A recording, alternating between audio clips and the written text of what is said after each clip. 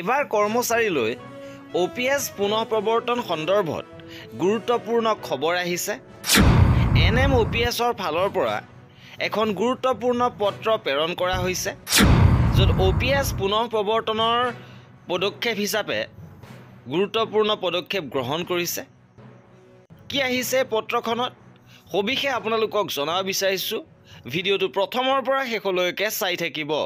শেহতীয়াভাৱে national movement for old pension স্কিমৰ পৰা দেশৰ প্ৰত্যেকজন কৰ্মচাৰীলৈ এই গুৰুত্বপূৰ্ণ পত্ৰখন প্ৰেৰণ কৰিছে।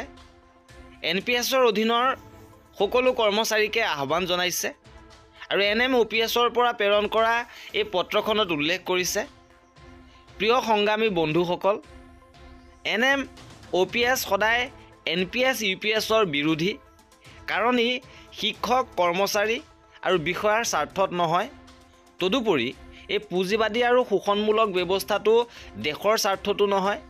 সেয়েহে পুৰণি পেঞ্চন পুনৰুদ্ধাৰ আৰু NPS UPS বিলুপ্তিৰ বাবে NM OPSে আন্দোলন কৰি আহিছে আৰু আপোনালোক সকলোৰে এই সংগ্ৰামত সহায় কৰিব বুলি আশা কৰা হৈছে, কাৰণ এই যুঁজখন আপোনালোকে আগবাঢ়ি আহিব লাগিব।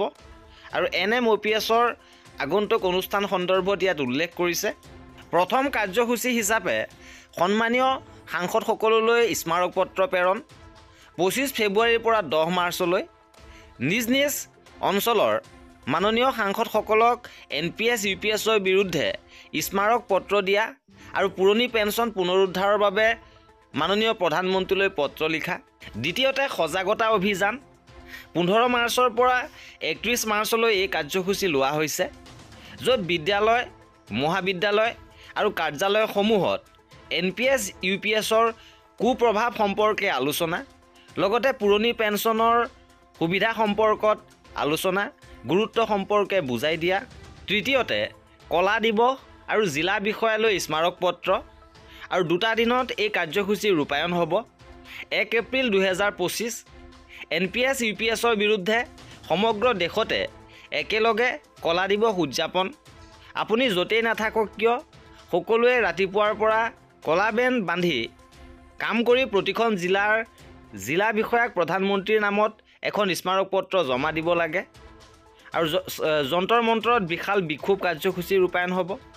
লগতে 1 মে 2025 আন্তঃৰাষ্ট্ৰীয় শ্ৰমিক দিৱসৰ দিনা দিল্লীৰ যন্তৰ মন্তৰত এক বিশাল বিক্ষোভ অনুষ্ঠিত কৰা হ'ব, য'ত আপোনালোক সকলোৱে নিজৰ ভূমিকা পালন কৰিব লাগে, কাৰণ আমি সকলোৱে শ্ৰমিক, অৱসৰৰ পিছত সকলো অনিশ্চিত আৰু সকলোৱে বাৰ্ধক্যৰ বাবে যুঁজ দিয়ক, নিজৰ অধিকাৰৰ বাবে মাত মাতক, এই আহ্বান জনাইছে NM OPSৰ ফালৰ পৰা।